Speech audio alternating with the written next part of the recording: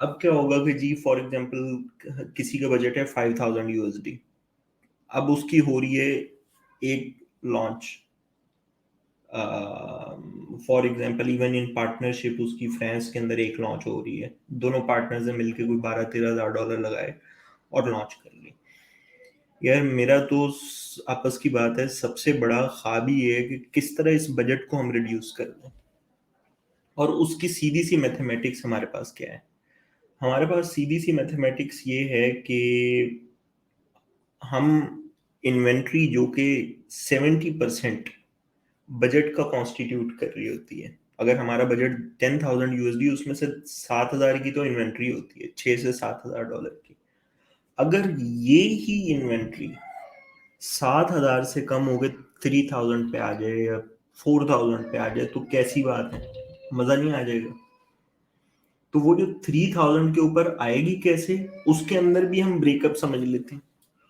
वो ब्रेकअप क्या है कि हमारी इन्वेंट्री के अंदर एक होती है मैन्युफैक्चरिंग कॉस्ट और एक होती है फ्रेट कॉस्ट। सही है, मोटी मोटी हम बात कर रहे हैं। अच्छा, अब हम कितनी इन्वेंट्री बाय करते हैं? हम उतनी करते हैं कम से कम जितना हमारा लीड टाइम है।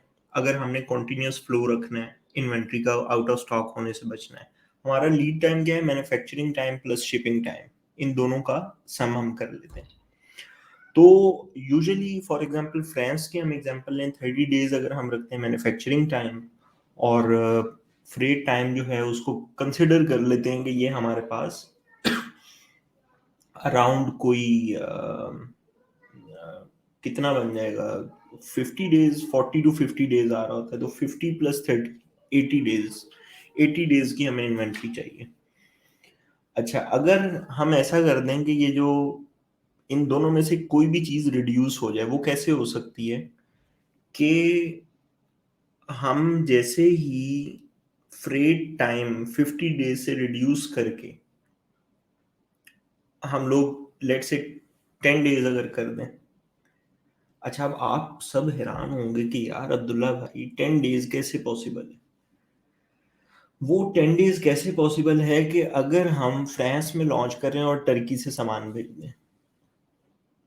अब टर्की से हम दोनों चीजें कम हो गई, फ्रेट टाइम जो है वो भी 50 डेज से कम होके 10 डेज पे आ गया, नंबर वन। दूसरा ये कि जो हमारी मैन्युफैक्चरिंग टाइम है वो भी फॉर श्योर, जो क्वांटिटी हम ऑर्डर कर रहे होंगे वो भी कम हो जाएगी। वो भी 10 + 30 40 डेज, 40 डेज की इन्वेंट्री हम ऑर्डर कर रहे होंगे। अब जब हम 40 डेज की इन्वेंट्री ऑर्डर कर रहे होंगे और दूसरे एंड पे हम 80 डेज की इन्वेंट्री ऑर्डर कर रहे होंगे, दोनों के अंदर जमीन आसमान का फर्क आ जाएगा। और वो फर्क क्या आएगा कि हमारा बजट $7,000 अगर इन्वेंट्री पे लग रहा था, तो डायरेक्ट कम होके 3,500 हो जाएगा, नंबर वन। दूसरी चीज, अच्छा ये अभी फैक्टर तो हमने मैथमेटिक्स में देख लिया।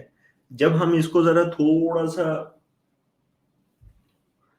एक्सपेंड करके देखेंगे कैश फ्लो की सूरत में, तो हमें आइडिया होगा कि कैश फ्लो हमारा काफी हद तक इम्प्रूव हो जाएगा। उसकी वजह ये कि यहाँ से इन्वेंट्री आ रही है, यहाँ से आउटफ्लो अमाउंट का भी निकलता जा रहा है, अमेजोन भी हमें पे ऑफ साथ साथ करता जा रहा है। तो हमारा जो ओवरऑल बजट है, एक ज्यादा लीड टाइम होने की वजह से वो it's not just directly proportional कि हम कितनी इन्वेंट्री खरीद रहे हैं, इट इज ऑल्सो प्रोपोर्शनल कि वो कितनी देर के अंदर वो सर्कुलेशन हो रही है अमाउंट की, जिसको हमने समझना है। ऑफ कोर्स मास्टर कैम्प में हम इसको बड़ी डिटेल में हम समझ रहे होंगे, इसकी प्रैक्टिकल एग्जांपल्स को एग्जीक्यूट कर